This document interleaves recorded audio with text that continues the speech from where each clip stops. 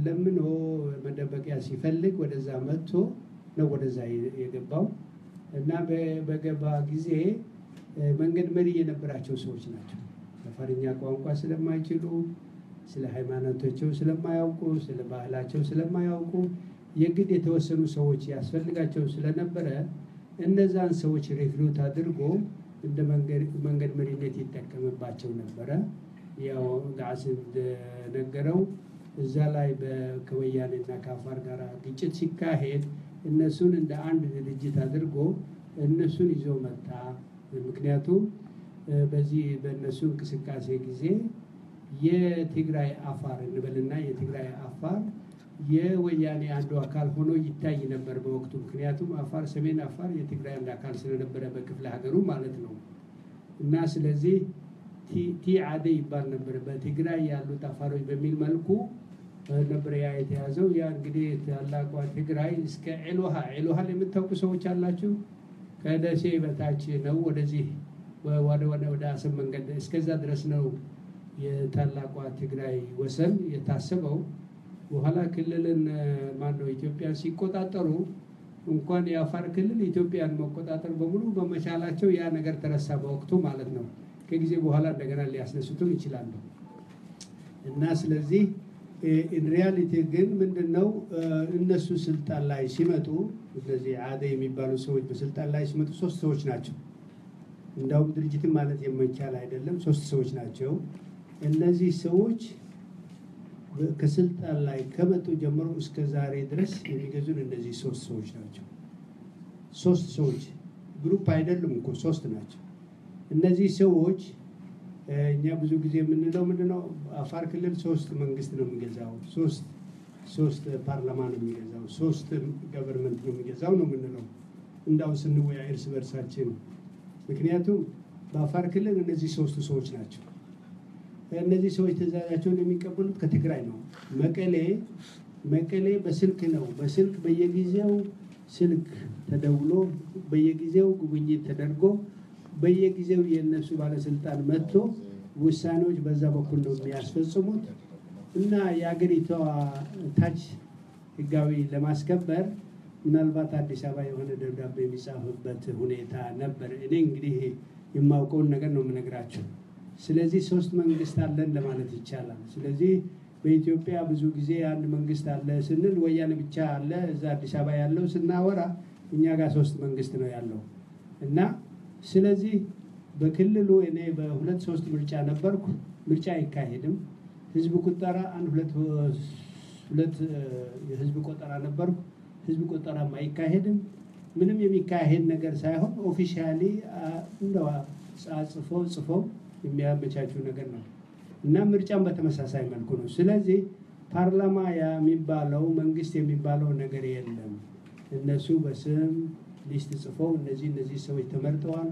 በየቀበሌው በየወረዳው በየዞኑ የሚመረጡት እነዚህ ሰዎች ነው። ምርጫ ሳይሆን አፖይንትመንት ነው የሚካሄደው በአፋር ክልል። ስለዚህ በምንም መልኩ በአፋር ክልል ምርጫ ተካሄደ የሚባልበት ሁኔታ የለም እስከዛሬ ድረስ። ለዚህም ነው ደግሞ በአፋር ክልል ህዝቡን የሚወክል መንግስት የለም የሚባለው የምንለውም ለዚህ ነውና ስለዚህ ስለ ኤክስፕሬሽን ራይት ፍሪደም ስፒች ፍሪደም ኦፍ አሶሲዬሽን ፍሪደም ኦፍ ዋት የምንለው ነገር ምንም ትርጉም ያለው ውይይት ስላልሆነ ብዙ አላደክማቸውም በዛ በኩል። ስለዚህ በምንም መልኩ አፋር ክልል መንግስት የለውም ለማለት ፈልጌ ነው። ወረድ ብለን ደግሞ በኢኮኖሚ አፋር ብዙ ተደርጎለታል፣ ብዙ ኢንቨስትመንት ተደርጓል ይባላል። ክሊር ነው አነጋገሬ እና ኢኮኖሚ ስናወራ አፋር ህዝብ ደግሞ እንደምታውቁት ከብት አርቢ ነው። እኔ በክልሉ 10 ዓመት ቆይቻለሁ። አንድ ቀን ስለ ከብት አርቢ ማዕከል ያደረገ የልማት እንቅስቃሴ አላየሁም። አንድ ፕሮጀክት ከብት አርቢን ማዕከል ያደረገ እስከዛሬ ድረስም የለም እና ስለዚህ ምንድነው የሚደረገው? የአዋሽ ወንዝ አካባቢውን ለምታውቁ አዋሽ ወንዝ ከአዋሽ ከተማ ጀምሮ ከአዋሽ 7 ኪሎ ጀምሮ እስከ አፋምቦ ድረስ በጣም ትልቅ የአዋሽ ቫሊ የሚባል ላይኛው መካከለኛ እና ታችኛው አዋሽ ቫሊ የሚባል ትልቅ ሰፊ መሬት ያለው ወደ 80,000 ሄክታር የሚይዝ መሬት አለ። እነዚህ መሬቶች ሶስተኛው ላይኛው አዋሽ ቫሊ በኦሮሚያ ውስጥ ነው ያለው። መካከለኛውና ሎወር አዋሽ ቫሊ በአፋር ክልል ነው ያለው። ስለዚህ ይሄ ክልል ይሄ ሁለቱ ቫሊዎች የአፋርን ግማሽ ህዝብ ያስተዳድራሉ።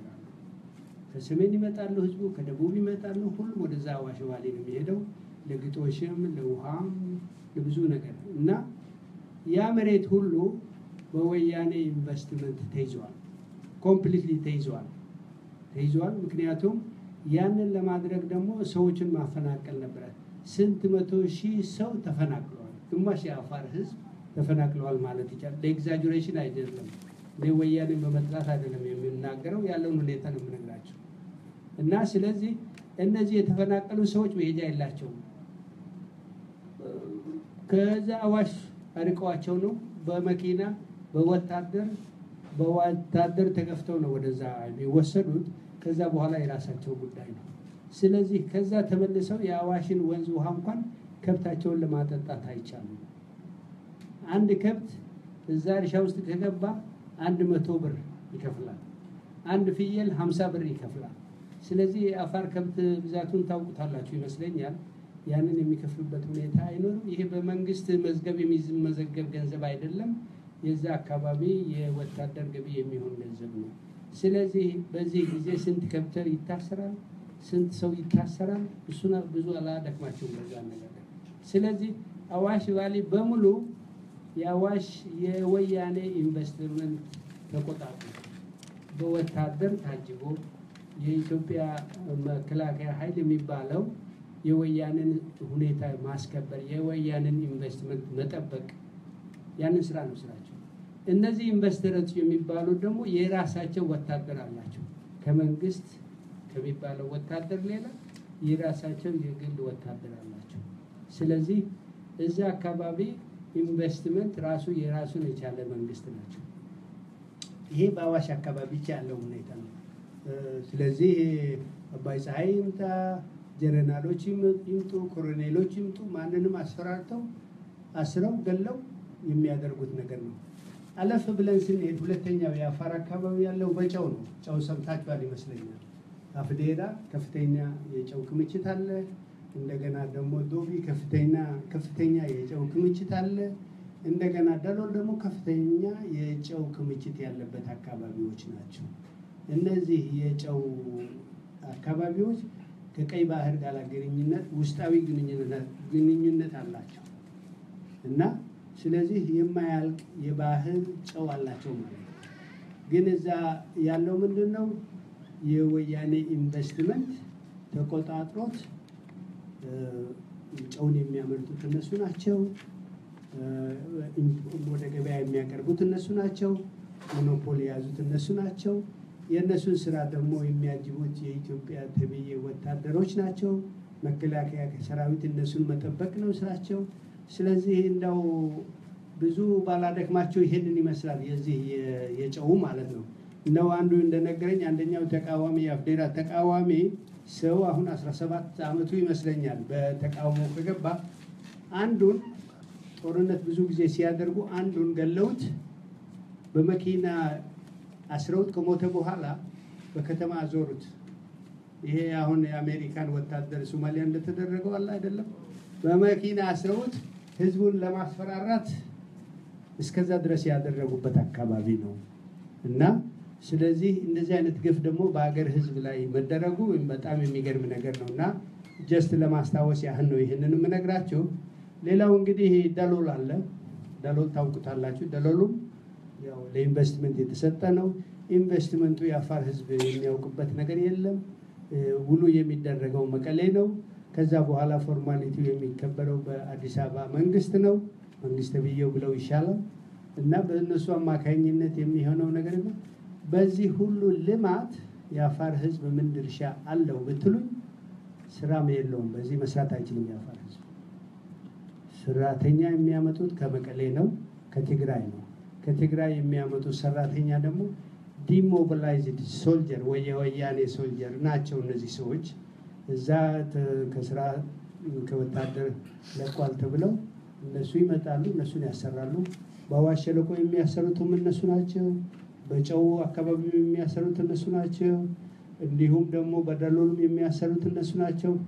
የዚህ ፕሮጀክቶች ውስጥ ምናልባት አፋር እንደ ዘበኛ በር 1-2-3 ሰው እንዳው ድንገት እንዳው ሌላ ሰው እንኳን ከመጣ ይሄው አፋር እዚህ ከኛ ጋር ይሰራል ለማለት ካልሆነ በስተቀር የህዝቡ ተሳትፎ ምንም የሌለበት ለመሆኑን ለማሳወቅ ነውና ስለዚህ የአፋር ህዝብ የስራ ተሳትፎ የለውም።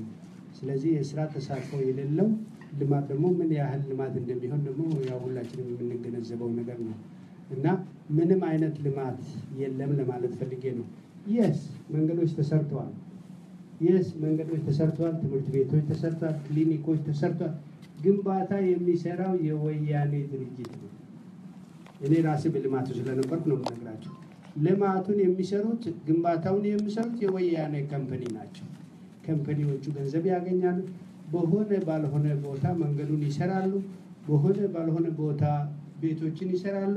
ኮንስትራክሽን ያው እንደ አዲስ አበባ ኮንስትራክሽን ባይሆንም ከፍተኛ ኮንስትራክሽን እነዚህ ኮንስትራክሽኖች ምንም ቁጥጥር የማይደረግባቸው ምንም መስተካከያ የማይደረግባቸው ምንም ጠቃሚነት የሌላቸው ከህዝቡ ፍላጎት ጋር ያልተገናዘበ ሁኔታዎች አሉ።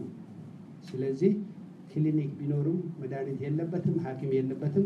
ትምህርት ቤት ቢኖርም አስተማሪ የለም፣ ተማሪ የለም እንሶ ኦን እና መንገዶቹም እንደዛ ናቸው። እና ሃርድ እንዳላረግ ብዬ ነው እንዳው እያሳነስኩ ነው አሁን እየተናገርኩ ያለው እና ስለዚህ ልማት የለም ለማለት ፈልጌ ነው። ስለዚህ ኢን ዘ ኒር ፊውቸር የአፋር ሁኔታ በጣም ኤክስትሪምሊ ኔጋቲቭ ይሆናል ብዬ ገምታለሁ። ምክንያቱም እኛ ካለን ኢንፎርሜሽን በአፋር ያለው ሁኔታ በጣም አስጊ ስለሆነ ነው እና በማህበራዊ ደረጃ አፋር እንደምታውቁት ዳጉ የሚባል ነገር አለ። ዜና በቀላሉ ያስተጋባል። በኦሮሚያ እኛ አፋር እንግዲህ ከብዙ ብሔረሰቦች ጋር ግንኙነት አለን ታውቃላችሁ ይመስለኛል። በሰሜን ከትግራይ ጋር እንዋሳ ወደ 700 ኪሎ ሜትር፣ ከአማራ ጋር ወደ 400 ኪሎ ሜትር፣ ከኦሮሚያ ጋር ወደዛ ደግሞ ከሶማሌ ጋርም እንደዛ እንዋሳ ዊዝን ኢትዮጵያ ነው ይሄ። ስለዚህ ዋትኤቨር ሃፕንስ እነዚህ በጎረቤት ክልሎች በዳጉ በሚባል ሲስተም እናስተጋባለን ለእርስ በርሱ። ጋዜጣ የለንም፣ ቴሌቪዥን የለንም። ወሬውን በቀላሉ ያው መሰረጽ እንችላለን። ስለዚህ ሌላ አካባቢ የሚከሰተው ነገር ሁሉ አፋርን ይደርሳል ማለት ነው እና ሪቨርስ አይደለም። የኛን ሁኔታ ብዙ አይሰሙም ሌላ ሰው፣ ምክንያቱም ብዙ ጊዜ ቋንቋውን ስለማይችሉ ማለት ነው። ስለዚህ አንደኛ 3 ሬዲዮ ጣቢያዎች አሉ። እነሱም እንኳን አፋር ክልል ውስጥ አይደሉም። አንደኛው መቀሌ ነው ያለው። መቀሌ ወያኔ የፈለገውን ዜና የሚያስተላልፍበት ለኤርትራ የተዘጋጀ ለአፋር ተቃውሞ የተዘጋጀ ያንን ፕሮፓጋንዳ ብቻ የሚነዛ አንድ። ሁለተኛው ደግሞ የዚህ የፓርቲ ተብዬው ፕሮፓጋንዳ የፓርቲ ሬዲዮ የሚባል አለ፣ እሱ አለ ሁለተኛው። ሶስተኛው የኢትዮጵያ ብሔራዊ ሬዲዮ ጣቢያ ደግሞ አፋርኛ እነዚህ ፕሮግራሞች ሁሉ ያው ወያኔ የሚለውን ለማስተጋባት ካልሆነ በስተቀር በአፋር ደረጃ የሚሰማ የሚዳመጥ ሬዲዮ ጣቢያዎች አይደሉም። ግን ባጀቱ ከአፋር ክልል ነው፣ ምንም ሳይጠቅመው ያንን መክፈል አለበት። ስለዚህ የአፋር ኢንፎርሜሽን እንኳን ለውጭ ሀገር ለአገሪቷ እንኳን የሚደርሱበት ሁኔታ የለም ማለት ነው። ስለዚህ ማህበራዊ ሁኔታ በጣም ኢንፎርሜሽን ችግር አለ።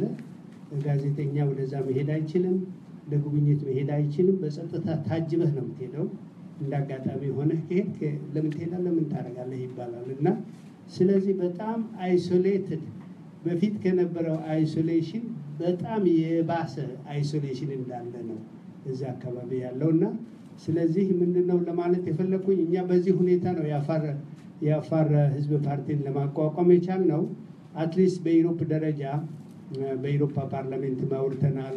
በተለያዩ ኢንተርናሽናል ፎርሞች ውይይት አድርገናል። ኢንፎርሜሽን አስተጋብተናል። ብዙ ጊዜ ለወያኔ ኢንፎርሜሽን ክፍተት ተዳርጓል ብዙ ሰዎች።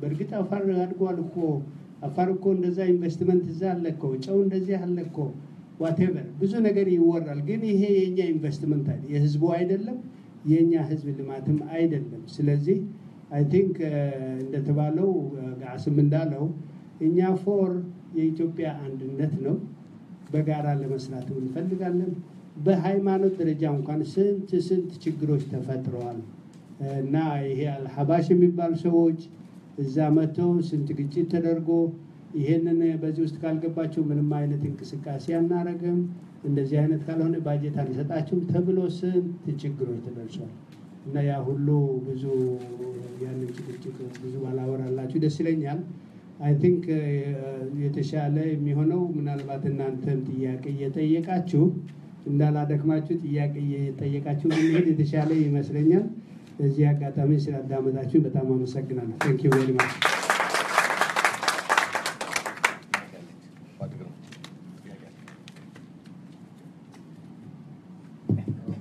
አሁን ከቤቱ እድል እንሰጣለን ማንኛውንም እናንተ የሚመለከታችሁን ወይም ደግሞ ሀገራችን በምንድና ወደፊት አንድ ሆነን እንቀጥላለን የሚለውን ነገር ነው በጋራ ተነጋግረን ወደፊት ምን መንገድ ይዘን ብንሄድ ነው ራሳችንን የምናድነው ኢትዮጵያ የምትባል ሀገር ልትተርፍ የምትችለው ምን ስናደርግና ምን ቢደረግ ነው የሚል ነገር በእኛም አካባቢ ከእነሱ የሚፈልጉት ጥያቄ ካለ ጥያቄዎችን እነሱ እንዲያስተናግዱ እናደርጋለን አንድ ትንሽ ነገር ልበል ምናልባት እነኚህ ወንድሞቼ ከነበሩበት አካባቢ ላይ በአሰብ 7 ዓመት ሰርቻለሁ ዛሬ የምትሉትን አፋር ከማንም ኢትዮጵያዊ በላይ የራሱ ሀብትና የራሱ ብልጽግና የነበረው በሀብት ደረጃ የሚታወቅ ዛሬ ለከፈትነውና ለፈቀድንለት መንግስትን ብለን መንግስት አድርገን አቋቁመን በር ስለከፈትን ነው ዛሬ የምታሩትን 3 እና 4 ከተማ የጠሩት ሮ ከጅቡቲ ሶማሊያ ከሶማሊያ አሰብ ከአሰብ ቻው በረሃውን ጮውን በረሃ በሙሉ የጠሩት ወንድሜሳቸው የጠሩትን በሙሉ የሚያስተናግዱት የሚያበሉት ያስተናገራል ፍየልና በግ አቅርበው የሚያበሉት እነኚህ አፋር ትውልድ ኢትዮጵያኖች ነበሩ ዛሬ ፈጥረን በራሳችን ችግርና በሽታ ፈጥረን እነኚህ በሽተኞች የሚፈልጉትን ነገር ስላደረጉ ኢትዮጵያ ላይ ያጠፋት በዛ መልክ ነው አሁን ሁላችንም በትነው በግራና በቀኝ የምናየው ይህንንም እነሱ ስለገለጹት በጣም አመሰግናለሁ ትንሽም ቢሆን አሰብን በነበርኩበት ጊዜ በደንብ ስለማውቀው ነው ያልኩት መስፍኔ እድል እሰጥሃለሁ ከዛ መቆል ብዙም የምናገረው ነገር የለም ቅድም እሳቸው ሲናገሩ ያው ምንድነው ትልቁ አፋር የአፋር ህዝብ የኢትዮጵያ ህዝብ ለአፋር ህዝብ ከበሬታ አለው ምክንያቱም የአፋር ህዝብ ለኢትዮጵያ አንድነት የታገለ የተዋደቀ ነው ቅድም እንዳለው እንኳን እኛ ግመሎቻችን የኢትዮጵያ ባንዲራ ያላሉት ይታወሳል ግን በአሁኑ ወቅት እንደምታስታውሱት እዚህ አካባቢ በብዛት ሰው ያልወጣው አንደኛ የስራ ቀን ስለሆነ ነው ሁለተኛ ደግሞ ስብሰባው የተጠራው በጣም አስቸኳይ ስለሆነ እንጂ እዚህ አካባቢ በብዛት ሰው ይወጣ ነበር የአፋር ስብሰባ ነው ቢባል ብዙ ሰዎች እንደሚመጡ ተማመናለሁ ግን ያው ስብሰባው የተጠራው በጣም አስቸኳይ ስለነበረ እናንተም ለጉዳይ መጣችሁ ስለምትመለሱ ቀኑ ደግሞ የስራ ቀን ነው ዛሬ ሐሙስ ስለሆነ ነው የኔ ጥያቄ አንድ ጥያቄ አለኝ ምንድነው አሁን ባለው ሲቹዌሽን እንቅስቃሴ እንደምታዩት በኦሮሚያ አካባቢ እንቅስቃሴ አለ በአማራ አካባቢ እና በተለያየ አካባቢዎች አሉ እና አሁን የአፋሩ እንቅስቃሴ እንዴት ነው ለምን በዛ በኩል እንቅስቃሴ ቢጀምር አትሊስት የወያኔ ትንሽ ኃይሉም የመከፋፈል ሁኔታዎች ይኖራሉ ለምን ወያኔ ምን ጊዜም ለአፋር ህዝብ የሚተኛ አይደለም ጎረቤቶቹ ቦታ በሙሉ እንደሚታየው ከጎንደር ወልቃይትን ወስዷል ከወሎ ራያና ሌሎችንም አካባቢዎች ወስዷል እንደገና አፋርንም የመጠቅለል እድል ስላለው በአንድነት ካልታገል ወያኔ እስካለ ድረስ አፋርን ያጠፋዋል ብዬ ስለምገምት የአፋር እንቅስቃሴ አሁን እንዴት ነው የሚለው ጨርሻለሁ እኔ በኩል አመሰግናለሁ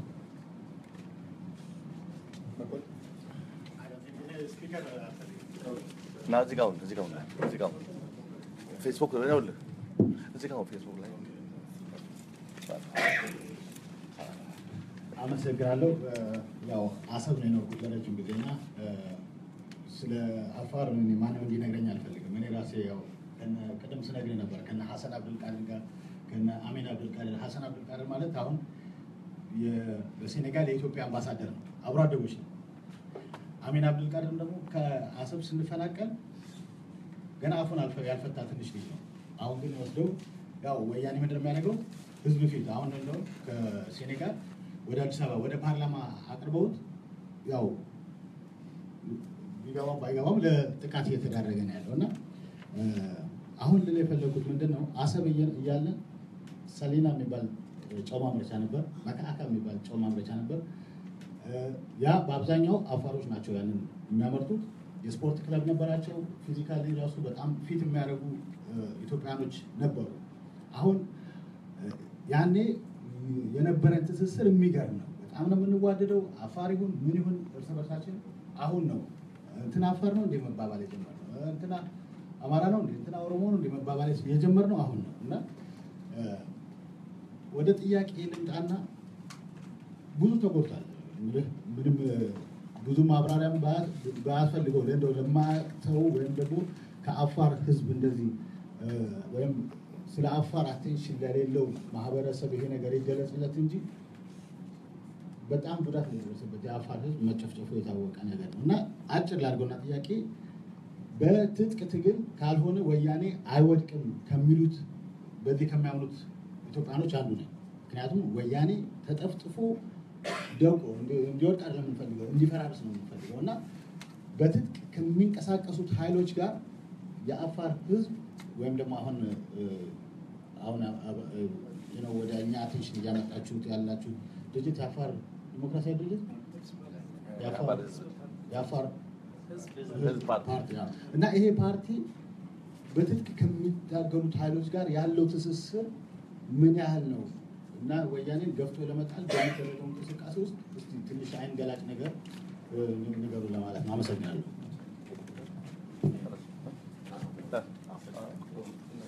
ኦኬ፣ አመሰግናለሁ።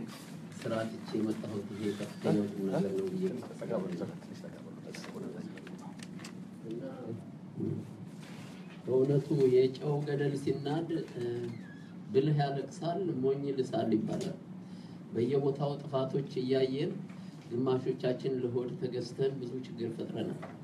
እኔ እንደውም የመሀል ሀገርን ትንሽ ተጠሪነት በተማሪ እንዳጠናሁት ገና ሲገቡ ብዙ የታገሏቸው የሆኑ ሰዎች በተቻላቸው በሆድ እየገዙ በፍራንክ እየገዙ በልዩ ልዩ ማባባያዎች እየገዙ ያለቻቸውን መሳሪያ ሙጥጥ አድርገው ስለወሰዱ ስለሚያውቁትም ያም ቦታ ከውጭ ተዋሳኝነት ስለሌለውና መሳሪያ ማግኘት ስለማይችል ማድረግ የሚችለው እንኳን ተኮላሽቶ ጊዜ ይጠብቃል።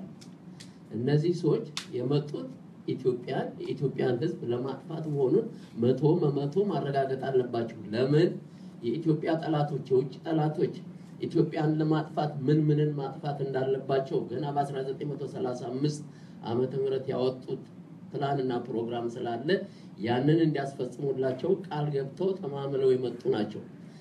ከሌን ብለን መዘርዘሩ አስፈላጊ አይደለም። የኢትዮጵያ ሕዝብ የሚቃወማቸውን ሁሉ በተለይ ብዙ ጊዜ ፈረንጆችን የተዋጋቸውን መጀመሪያ ያጠፋሉ። ከዛ ደግሞ አሁንም ለጸጥ ለጥ ብሎ የማይገዛውን ያጠፋሉ። የትግራይ ተወላጆች ብቻ እንዲያብቡባት ያደርጋሉ። ያም ባይቻላቸው ኢትዮጵያን ቆራርሰው ታላቋን ትግራይ መስርተው ከሱዳን ጋር ተዋስነው ይሄ ግድብ የሚባለውን ሁሉ ወደ ትግራይ አቀላቅለው እንደሚወስዱ ታውቃላችሁ። ስለዚህ ምናልባት ለኢትዮጵያ አንድነት ይበጃል በማለት ሁሉም ደጁን ቢያለማ ሀገር በሙሉ ትለማለችና እኛ አሁን አጠገባችን ያለውን እስቲ እናደራጅ በሚል እግዚአብሔር የተመሰገነ ይሁንና በተለይ የሁለቱ ታላላቅ ብሔሮች የአማራና የኦሮሞ ጉዳይ ስለተፈታ ከጥንቱም ቢሆን ታሪኩን ባለማወቅ እንጂ አንድ ልጆች ነበር ባንሆን ኖሮ እኮ መልካችን ሁሉ የተለያየ ይሆን ነበር። ሎጂካሊ ስናይ እኔ ያንን ታሪክ አውቃለሁ ከጥንቱ መጽሐፈ ዣን ሾዋ መጽሐፈ ሱባኤ የሚባሉ የጥንቶቹን በግዕዝ የተጻፉትን ብታዩ የማራና የማጆ ልጆች ናቸው። በቃ የማራ ልጆች አማራና ትግሬዎች ናቸው።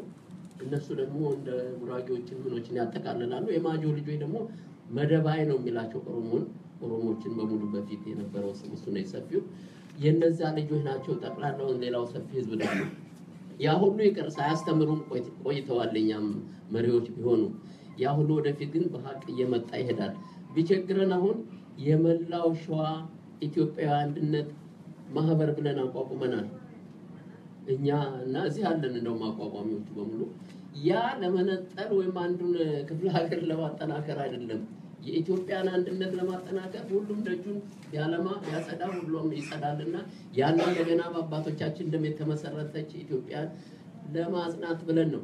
ያም ሆነ ጊዜ ላለመፍጀት ያክል አፋር ታላቅ ሀገር ስለነበረች ኢየሱስ ክርስቶስ እንኳን ሲወለድ በኮከብ እየተመሩ ሄዱ እነሱ ናቸውና እንደው ባጭር በአንዲት ገጽ መጽሐፍ መቼም ልማዴ ነው ይቅርታ ማብዛት ደግሞ ችግር ስለሆነ አላበዛም ብዬ ነው እቺን ሞጫጭሬ የመጣሁት እሷን ካነበብኩላችሁ አትሊስት ይሄ አፋር እንዴት ታላቅ ሀገር ነው ብላችሁ እንድትገነዘቡና አፋርን ማጣት ደግሞ ኢትዮጵያን ማጣት እንደሆነ እንድትረዱ በማለት ነውና በተቻለን መዋደቅ አለብን አንዲት ኢንች ኢትዮጵያ የትኛውም ክፍል ቢሆን ሊቆረስ አይገባም እንደ ጋምቤላ አይነት በጣም ጠንካሮች ኢትዮጵያውያን ከአማራ የበለጠ ኢትዮጵያ የሚቆረቆሩ አውቃለሁና ነው ይሄን የምናገረው በጣም ይቅርታ ስለዚህ እነዛን ቆራርሶ አጥፍቶ በኋላ ግን አሁን ለሱዳን ቢሰጥ በሱዳን እጅ እንዲኖር የሚፈልግ እንዳይመስላችሁ በኋላ አይ እኮ የኔ ነው ብሎ ሱዳን ፈሪም እንደሆነ ያውቃል አስወግዶ ትግራይ ትግርኝ የተባለውን በአለፈው መሪያችንም የተነገረው ሊተረጉሙ ነው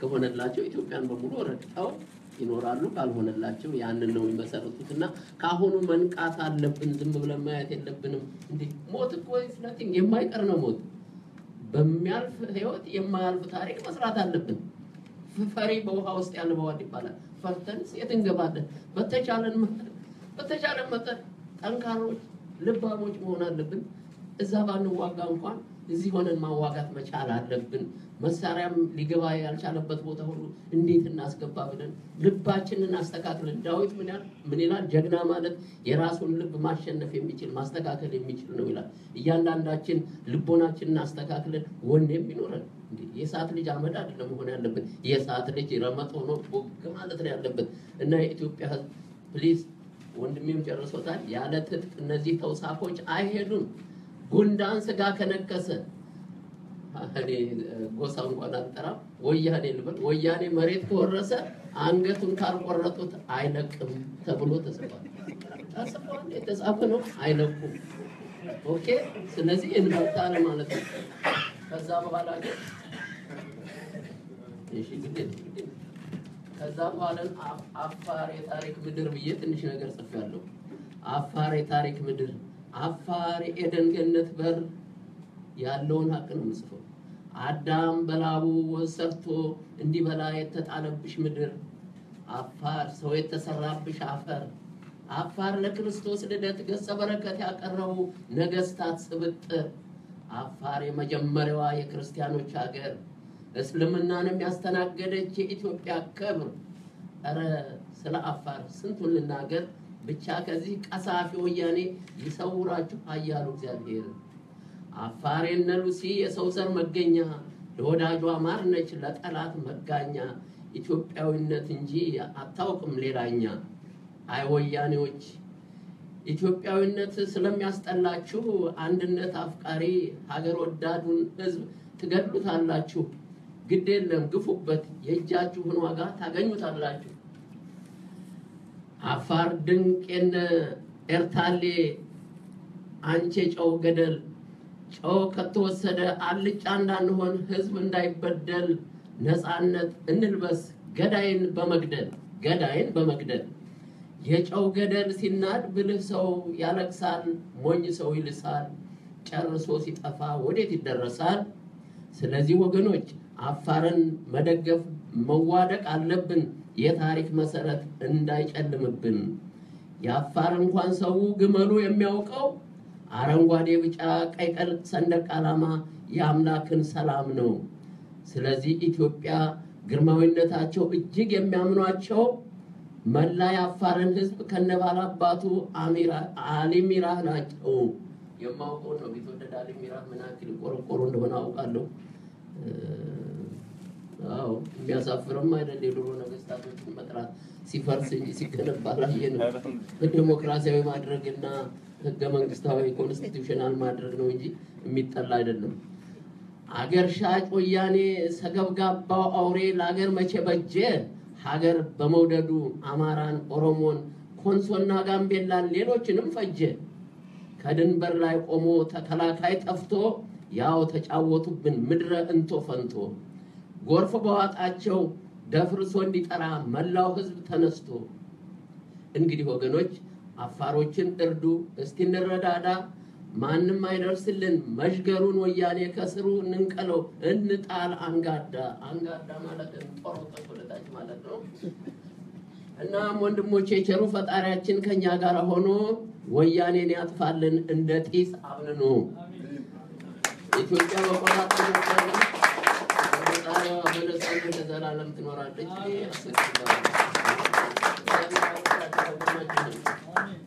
ኦኬ፣ እናመሰግናለን። አሁን እንግዲህ ያለውን ደግሞ እነሱ ከወንድሞቻችን የወሰዱትን ሀሳብ ይመልሱልንና ቀጥለን ጥያቄውን እንቀጥላለን። እንግዲህ በጣም አመሰግናለሁ። እኔ የትጥቅ ትግሉን ነገር ወደ ዶክተር አብደላ መረዋለሁ። መጀመሪያ እንግዲህ ይህንን ግጥም ላቀረቡልን ድንቅ ኢትዮጵያ ወገኔ ከፍተኛ የሆነ ምስጋና ነው የማቀርበው። በእርግጥ ያሉት ሁሉም ነገር ትክክል ነው። ምክንያቱም አፋር ጠላትም ሲገባ አፋርን ሳይረግጥ የሄደበት ሁኔታ የለም። ምክንያቱም ከምጽዋ ጀምሮ ቀይ ባህርን ይዞ የኢትዮጵያን ድንበር ሲያስከብር የነበረ የአፋር ህብረተሰብ ነው። እንዳሉትም ክርስትናም ሲገባ ባህር አቋርጦ ነው የገባው። ስለዚህ እኛኑ አልፎ ነው የሄደው። እስልምናም ሲገባ ደግሞ እንደዚሁ በሂጅራ ተሰደው የመጡትን እስከ ነጃሺ አክሱም ድረስ ሲደርሱ አፋርን አቋርጠው ነው የሄዱት። ስለዚህ ሁሉንም በግልጽ ያስቀመጡበት ሁኔታ ነው ያለው እና በጣም እኔ እንጃ ቃላት ያጥረኛል ይህንን ለመግለጽ። ነገር ግን የተነሱ ጥያቄዎች አሉ። አንደኛ ይሄ በአሁኑ ሰዓት ያለው እንቅስቃሴ በአፋር ምን ይመስላል የሚል ነው። ምናልባት ሌላውን ዲፕሊ ወደ ትጥቅ ትግሉ ያለውን በዶክተር አብደላ እንዲመልሱ ታደርጋለሁ። ነገር ግን በአገር ቤት ውስጥ ያሉ መነሳሳቶች እንዲሁም ለዚህ ትግል ድጋፍ ማድረግ አሁንም እንደቀጠለ ነው። ምናልባት በቅርብ ጊዜ ውስጥ አንዳንድ አዳዲስ ለውጦችን የምትሰሙበት ሁኔታ ሊኖር ይችላል። ያን እዚህ ላይ በግልጽ መናገር ላይ ያስፈልግ ይችላል። ግን በሂደት የምታዩት ስለሚሆን እሱን መከታተል ይቻላል። ሌላ ግን አፋር ይሄንን ወያኔ የሚባለውን አካል ሲታገል ዛሬ አይደለም። ቀደም እንዳልኳችሁ ከ17 ዓመት በፊት እነሱ በትግል ላይ ያሉ ጀምሮ ሲታገል የነበረ ነው። ነገር ግን ያ በቅርብ ጊዜ ላስት ዊክ አሁን ኮልባ የሚባለው ወረዳ ላይ ዋህዴስ በምትባለው አካባቢ ከፍተኛ ጦርነት ለ2 ቀን የቀጠለ ጦርነቶች ተደርገዋል። ያም የተደረገበት ኮልነባ ላይ የሚገኘውን የአፋር ቦታ ላይ የወርቅ ክምችት ተገኝቷል። ያን አካባቢ ወደ ትግራይ ለማጠቃለል ያደረጉት ጥረት ነው። ግን የአፋር ወጣቶች በአልሞት ባይ ተጋዳይነት በትጥቅ በደንብ የተደራጀ ሚሊሻ ጋር ሲቪል የሆኑ ልጆች ወጣቶች መልሰውታል ይሄንን ኃይል። ይሄ ግን ቀጣይ ይሆናል። ምክንያቱም አሁን ትንሽ በጎንደር ያለውን ለማስተንፈስ በዚህ በኩል ከተነሳብን ችግር ነው የሚል ነገር ነው። ግን ያ የሚበርድ ጉዳይ አይደለም። ሁላችንም እንግዲህ በሂደት እናየዋለን። ሌላ የሚሰሩ ስራዎች አሉ። ምናልባት በግልጽ ላይ ነገር ይችል ይሆናል። ዶክተር አብደላም ከኢትዮጵያዊ ከሆኑ ድርጅቶች ከሚያደርጉት ድርጅቶች ጋር የሚያደርጉት ስራ አለ። እነሱም ያው በግልጽ እሳቸው እንዲናገሩት ነው እንትን የምለው። ነገር ግን የአፋርን ህብረተሰብ ችግር ቅድም ብዙ ነገር ስንናገር ነበረ። በራሱ ምድር ላይ መኖርን ማየት እንዳይችል ተደርጎ እንትን ሲል ካሁን በፊት እኮ የኦሮሞ እንቅስቃሴ ከመነሳቱ በፊት የአማራው እንቅስቃሴ ከመነሳቱ በፊት ለ2 ዓመት ያክል በተከታታይ በዱብቲ በአይሰዒታ በገዋኒ በአሚበራ በአዋሽ ላይ ብዙ ተቃውሞች ተደርገዋል። የጅቡቲ መንገድ እስከ መዝጋት የተደረሰበትም ቀን ነበር። ምናልባት ዶቼ ቬሌ ሬዲዮ የዘገበበት ሁኔታ ነበር። ሴቶች የአፋር ሴቶች ወጣቶች ይህንን ስርዓት በግፍ ሲሉ ነበር ሲቃወሙ ነበር። ግን ያው እንዳልነው ቅድም ምንድነው ይሄ መለያየቱ ጉዳይ ዛሬ አፋር ነው ሰምተን ዝም፣ ነገ አማራ ነው ሰምተን ዝም፣ ከነገ ወዲያ ኦሮሞ ነው ሰምተን ዝም ስንል ዛሬ ላለንበት ደረጃ ነው የደረስ ነው። እና ይሄንን እያልን ያለነው ምንድነው ይሄ ትግል በአፋር ብቻ ሳይሆን በተለያዩ ቦታዎች መፋፋም ያለበት እንትን ነው። ለዚህም በቅርብ ቀን አሁን ሴፕቴምበር 2 እስከ 4 ባደረግነው ላይ ሱልጣን ሐንፈሪ አሊ ሚራህ በግልጽ አስቀምጠውታል። እንደውም ዶቼ ቬለ ሬዲዮ ቆርጦ ነው ያስተላለፈው። በጣም በትንሹ ነው፣ ምናልባት አዳምጣችሁት ከሆነ አላውቅም። የመጨረሻው ጠንከር ያለ እንትን አሰምተዋል። ምናልባት በዩቲዩብ እንለቀዋለን። የአፋር መንፈሳዊ መሪ ናቸው፣ የባህል መሪ ናቸው። የኦሮሞና የአማራ ትግል መቀጠል እንዳለበት የአፋሩም ወንድሞቹ ከጎኑ በቅርብ ጊዜ ውስጥ በአጭር ጊዜ ውስጥ ነው ያሉት። እሳቸው በግል እንዳስቀመጡት ከጎኑ ተሰልፎ የምታዩ ይሆናል የሚል ትልቅ መልእክት አስተላልፈዋል። ያም በአማርኛም በአፋርኛም ነው ያስተላለፉት። የአፋር ፎረም ኮንፈረንስ ማለት ደግሞ ከሁሉም አካባቢ የመጡ አፋሮች የተሰበሰቡበት ስብሰባ ነበረ። እዛ ላይ በግልጽ ለዚህ ትግል ድጋፋቸውን ብቻ ሳይሆን የአፋርን ሕዝብ ቀስቅሰው ከጎኑ ከኢትዮጵያ ሕዝብ ጎን እንደሚያሰልፉ ቃል ገብተዋል። ምናልባት በቅርብ ጊዜ የምናየው ይሆናል የሚል ጠቅለል ያለ እንትን ነው መናገር የምፈልገው። አመሰግናለሁ። እሺ፣ አመሰግናለሁ። አይ ቲንክ አሁን የተጠየቁት ጥያቄዎች ሬሌቫንት ናቸው እና እንግዲህ የአፋር እንቅስቃሴ ምን ይመስላል? አሁን እንግዲህ ብዙ ጊዜ ስለ ችግር ነው እያወራን ያለ ነው። እስካሁንም ሳወራ የነበረው ችግር ነው። ብዙ ጊዜ የኛ ወሬ በተረት ነው የሚጀምረው። አንዱ ጣቱን በጥይት ተወቅቶ በቃሬዛ ላይ ይሄድ ነበር አሉ። ቃሬዛ ይባላል አሉ። በቃሬዛ ላይ ይሄድ ጣቱ ተወቅቶ መሄድ አቅቶ እየጮኸ በጣም እያስቸገረ ቃሬዛ ላይ ይሄድ ነበር አሉ። ሲሄድ እሱን ከሚሸከሙት አንዱ ሆዱ ፈሶ በጨርቅ ተዘርግፎ በጨርቅ ሆዱን አስሮ የሚሸከመው ሰው ነበር አሉ። በኋላ ለረጅም መንገድ ከተሸከመው በኋላ እንግዲህ በአፋር ባህል ነው ብትወጋም አትጮህም፣ አመመኝ አትልም፣ ያው ችለህ መሄድ ያለብህ እንደ ባህሉ ነው። እና ይሄ ሰው ለመሆኑ እንደዚህ የሚጮህ ምን ሆኖ ነው ይላል። በኋላ ዝም አሉትና በኋላ ሲያስቸግር ያው ይሄ እኮ ጣቱ ተወቅተዋል አሉ። ለጣቱ ነው እንደዚህ የሚለው። በኋላ ጊዜ ጣቱ እስቲ ይህንን ባየው ይልና እንደዚህ ናየው ይህንን ሰው ይልና ዘርገፍ ያደርጋል፣ ሆዱን እንትኑ ይወጣል። ከዛ ከቃሬዛው ዘሎ ወጥቶ በእግሩ ሄደ ይባላል። አሁን ችግር እንዳናወራ ብዬ ነው። ምክንያቱም እንደዚህ ሰውዬ ሆዱን ታስሮ የሚሄድ ሰው አለ ለማለት ፈልጌ ነው። እና እንዳው ችግሮችን እንዳላበዛ ብዬ ነው ለስለስ ብዬ የተናገርኩትና ስለዚህ ምንድነው ችግር ነው። በትንሹም ይሁን ትልቅም ይሁን ሁሉም የራሱ ችግር አለው ለማለት ፈልጌ ነው። እና አመሰግናለሁ ለዚህ ለማብራሪያ ወንድማችን እዚህ ላቀረበው። አይ ቲንክ እናውቃለን አፋር ከፍተኛ ሲምፓቲ በኢትዮጵያኖች ዘንድ እንዳለው እናውቃለን።